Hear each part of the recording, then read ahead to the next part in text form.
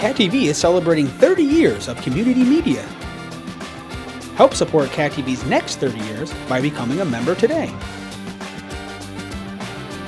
Your membership will help us continue covering meaningful, local content.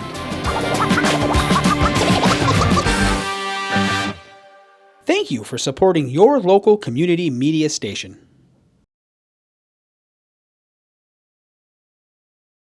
I'll bring the meeting to order. The Development Review Board, November 15th, 2022.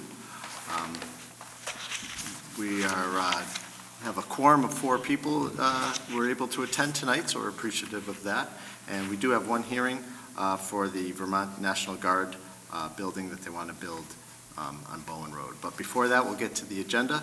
The first item is the minutes. If you can remember. I'll make a motion to approve. Jane seconds. All in favor? And just to be clear, those were the minutes from August 23rd, 2022. So just a little while ago. Kind of quiet. So.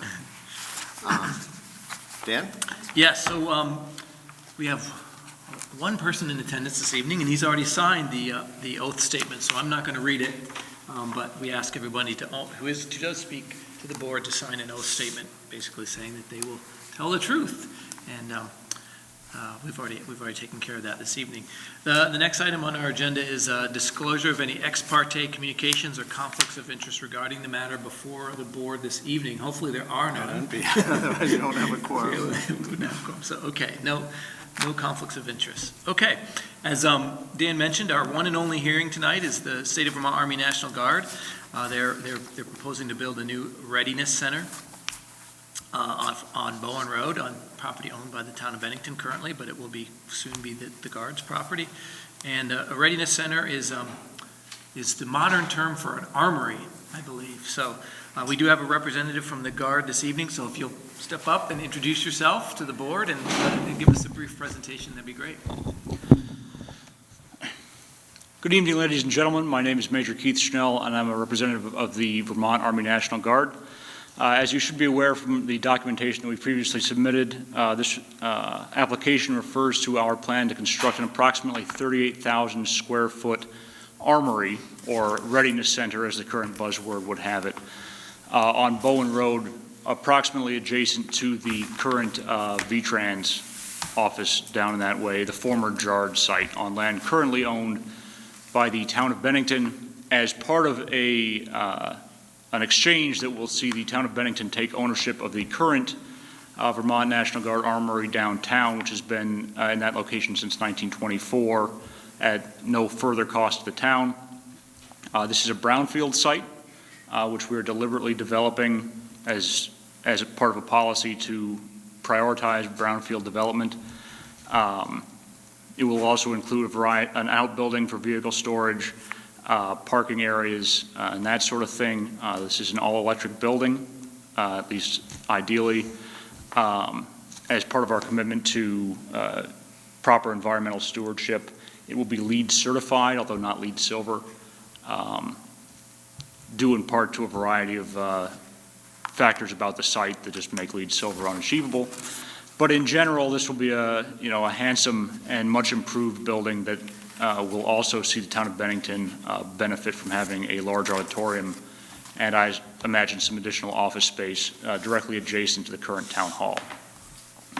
We've already submitted a great deal of literature, drawings, and so forth, so rather than go on and on about how great the building is, I'd be glad to take any questions or, if we need to forward additional information, I'd be glad to do that as well. Thank you. Okay, Dan, I do have one question. Are the documents that we have here tonight available on the town website? They are. Okay, yes. So benningtonvt.org would be the town site where you could find these. Yep. If you search around online. Yeah, we have digital versions online. Very good. Any questions from the board? I had a few. I'm not sure they can be answered by a representative here. I was just curious about the stormwater management. I see a detention pond and treatment. I was just wanting to know a little bit about that. But maybe Dan, you know about that process? Or... Well, I'll let the representative speak, but I can first say I forgot, it was Major, I forgot your rank, so I'll let the Major speak after a quick response from me. But all of these projects do require a state of Vermont stormwater permit, so it's very closely scrutinized by the state of Vermont, and it has to be designed to standards that are actually, frankly, very strict nowadays. But Major, if you have any further comment. And that's exactly what I would say. If you have a specific comment about the design basis of our stormwater system, I'd be glad to answer that in writing rather than from the top of my head.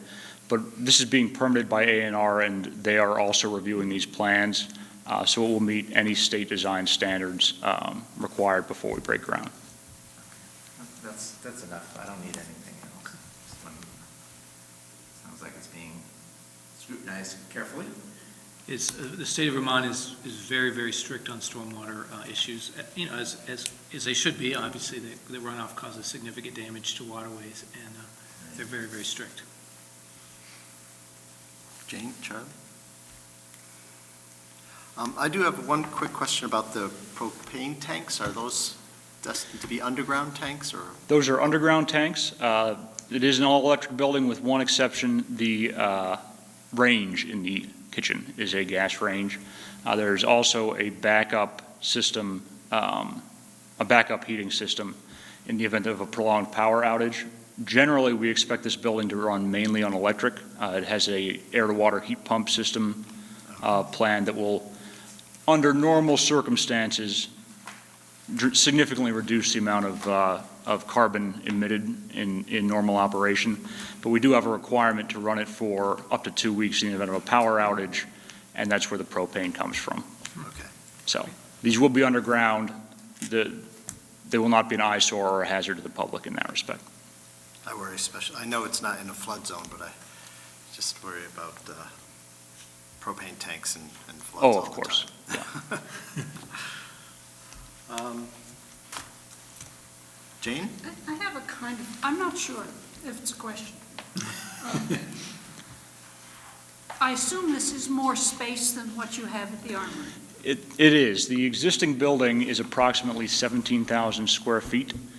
This one, as I said, will be about 38,000, so just over twice the size of the current building. Other ways in which it's larger, the main one is parking. The 1924 building was built in an era when most soldiers for the National Guard would have come from the immediate vicinity and indeed right in Bennington. Now, not most, but approximately 30% of the soldiers stationed at Bennington are coming from as far away as Connecticut.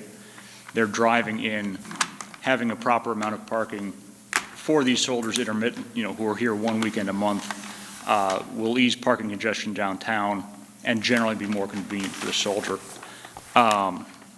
In addition, the amount of equipment the National Guard units are issued, the amount of vehicles that they have, is simply greater than it was in 1924. Not really the place to go into that in extreme detail, but this larger building will accommodate that. And that's really what we're looking at here. I don't know if that answers the question or not. You're absolutely right, it is significantly larger, and that's one of the reasons that Congress gave us almost $17 million to build it. So you were assuming that this building will suit you for the next 100 years? I would hope so. It is we're planning for a minimum, our design guide says that we're planning for a minimum 50 years. This one's lasted 100, and it's going to have a second life with the town of Bennington. It's by no means falling down, so hopefully we'll get just as long out of it. So the next question is, where are you going to store the climbing wall? That is an excellent question. So you're referring, I assume, to the climbing wall in the current armory?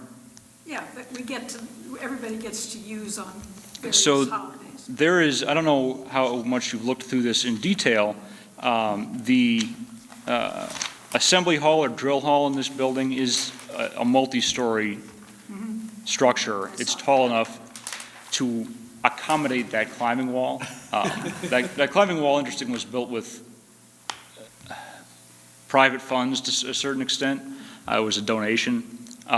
So this is sort of a unique armory in that it has one of those. But we intend to move the entire thing, and there is room in this building to set it up. So it's not disappearing. And also, Dan, you don't anticipate any problems with surge usage of the water treatment? No, they have approval from our DPW department for the water and sewer. Okay. Yep. Very good. Yep. And how many people would you expect on a typical weekend? So the data, Drill weekend? the day-to-day staffing will be 3 personnel. The building is designed for a unit of 93, so it's, in fact, the exact same unit as the current armory, so the load on the system should be identical. Interesting, yeah, good point. Just have a little more space. All right, I had one more question. go ahead, Ron. You want to go first? No, I'm gonna have. I noticed on one of the sheets, there were some alternatives, and I assume those are bidding alternatives in case the project is too costly. The one that I had a question about was the parking and driveway may go from asphalt to gravel under alternative 9, I think it is. Is that okay in terms of being an all-weather surface as far as the town is concerned? It is, and it's interesting, and interestingly enough, you'd think that gravel would not be considered an impervious surface, but it is. So for stormwater purposes, it's identical to pavement, and it is not considered a porous surface. So it won't even change the stormwater calculations. Okay, I didn't know that. And you are correct in your interpretation. That is a bidding alternate, and it's part of an effort. In the bid climate that we're in with COVID and supply chain problems and so forth, we've included a number of alternates in an effort to make sure that the final cost of this remains under the amount that Congress has given us.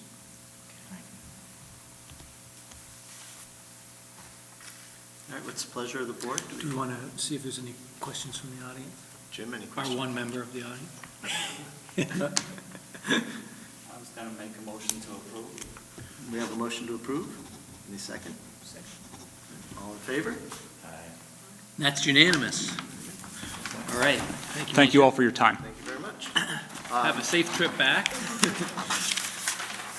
Is there any other business before the board? Are we meeting again? I don't have anything on, no legal notices have been issued, so I don't think we'll be meeting our next meeting, but perhaps the last meeting in December if something comes in. Of course. Yeah, but unlikely. I think we're probably January before we'll see each other again, so, in person anyway, so. Make a motion to adjourn. Motion to adjourn. I'll second that. Ron seconds. All in favor? Thank you, very everybody, much. for coming Appreciate out it. tonight. Cat TV is celebrating 30 years of community media. Help support Cat TV's next 30 years by becoming a member today. Your membership will help us continue covering meaningful, local content. Thank you for supporting your local community media station.